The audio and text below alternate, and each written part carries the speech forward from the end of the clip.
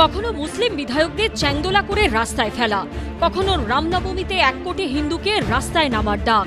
বিধানসভা ভোটের যখন 1 বছর বাকি, তখন এভাবেই হিন্দুত্বের ইস্যুকে সামনে রাখতে চাইছেন শুভেন্দু অধিকারী সহ রাজ্য বিজেপির শীর্ষ নেতৃত্বের একাংশ।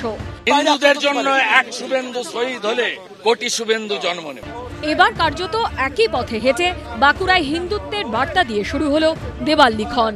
দেওয়ালে লেখা হয়েছে, হিন্দু হিন্দু ভাই ভাই, 26-এ বিজেপির সরকার চাই। হিন্দুরা বাঁধো জোট, 26-এ পদ্ম ফুলের সব ভোট। এমনকি হিন্দুত্বের ইস্যুতে তৃণমূলের বিরুদ্ধেও সরব হবার কথাও বলা হয়েছে। যে তোষণবাজ চলছে এখানে রাজ্যে, বাঁকুড়া জেলাতেও দেখেছি আগামী দিন আমাদের সরস্বতী পুজো করতে দেয়নি, দুর্গাপূজা হয়নি। তো এইসব যে সাম্প্রদায়িকতা তৃণমূল থেকে শুরু করেছে, তো সেই জন্য আমাদের সমস্ত হিন্দু সনাতনীরা এক হয়েছে। আগামী দিন এই সরকারটাকে উৎখাত করবে এবং সনাতনী হিন্দুদেরই জয় হবে। হাওড়াতেও 2026-এর নির্বাচনের আগে রমাপ্রসাদ ভট্টাচার্যকে সরিয়ে নতুন জেলা সভাপতি করা হয়েছে আরএসএস ঘনিষ্ঠ গৌরাঙ্গ ভট্টাচার্যকে। দায়িত্বভার নিয়েই হিন্দুত্বের ধ্বজা উড়িয়ে ভোট বৈতরণী পার হবার বার্তা দিয়েছেন বিজেপির নতুন জেলা সভাপতি। যেভাবে মানুষকে, বিশেষত হিন্দুদের পশ্চিমবাংলায় যেভাবে টার্গেট করা হচ্ছে, তাই মানুষকে সেটা চিন্তা করতে হবে। পশ্চিমবাংলা ভারতবর্ষে থাকবে, বাংলাদেশভাবে আত্মপ্রকাশ করবে, এটা এখন বড় প্রশ্ন দাঁড়িয়েছে। সেই সমস্ত স্বার্থ মানুষের রক্ষার জন্য আমরা যে স্বয়ংসেবকরা আছি, মনে হয় সেটাই যথেষ্ট। আগামী দিন সেটা 26-এ প্রমাণিত হবে। সম্প্রতি সংঘ প্রধান মোহন ভগবতের 10 দিনের বঙ্গ সফরের পর হাওড়ার উলুবেড়িয়ায় বিশেষ সমন্বয় বৈঠক করেছে আরএসএস। এবার দেখা গেল মালদা দক্ষিণ সাংগঠনিক জেলায় যে অজয় গঙ্গোপাধ্যায়কে সভাপতি করেছে বিজেপি, তিনি আরএসএস ঘনিষ্ঠ হিসেবে পরিচিত। বিধানসভা ভোটের আগেই তিনি আবার ইটের বদলে পাটকেল ছোড়ার হুঁশিয়ারি দিয়েছেন।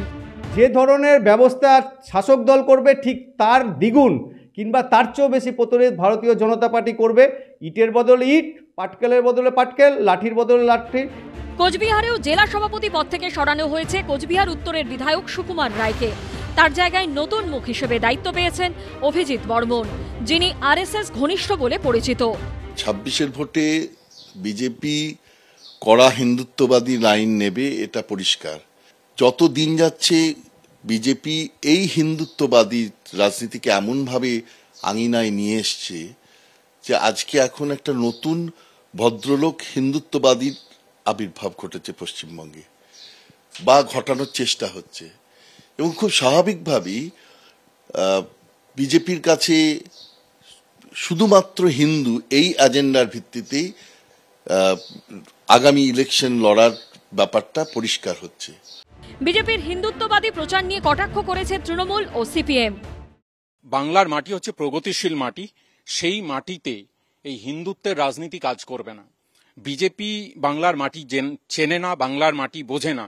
তারা শুধুমাত্র ধর্মীয় মেরুকরণ দিয়ে যদি ভাবেন যে বাংলা দখল করবেন, তারা ভুল ভাবছেন। এই বাংলার মাটি, দুর্জয় ঘাঁটি, এই মাটিকে শুভেন্দুবাবু যে স্টাইলে দখল করার কথা ভাবছেন, সেটা বাংলার মানুষের সঙ্গে সম্পৃক্ত নয়। সেই জন্যে বাংলা দখলের স্বপ্ন, ওটা তাদের স্বপ্নই থেকে যাবে।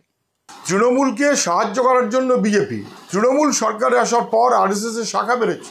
বিজেপি সংগঠন বলতে ওরা যা বোঝায় তার বিস্তার ঘটিয়েছে, এমএলএ এমপি হয়েছে। সব হিন্দু একজোট হও, হিন্দুরা সবাই ঐক্যবদ্ধ হও, হিন্দু ব্যবস্থা করতে হবে, এই বলার মধ্য দিয়ে গোটা অহিন্দু বাহিনীকে একটা জায়গাতে এককাট্টা করে দেওয়ার চেষ্টা করা হচ্ছে, যেন তারা আঁকড়ে থাকে মমতা ব্যানার্জিকে। ধর্ম, এটা আসলে ধর্মকে ব্যবহার করে রাজনীতির ধান্দা পোষানোর লড়াই, মানুষ বিরোধী কাজ। বিজেপির জেলা সভাপতি নির্বাচনে আরএসএস নির্ভরতা স্পষ্ট। এর প্রভাব ভোট বাক্সে পড়ে কিনা তার উত্তর মিলবে আগামী বছর বিধানসভা ভোটের ফলাফলে। পূর্ণেন্দু সিংহ, করুণাময় সিংহ ও রঞ্জিত হালদারের রিপোর্ট, এবিপি আনন্দ।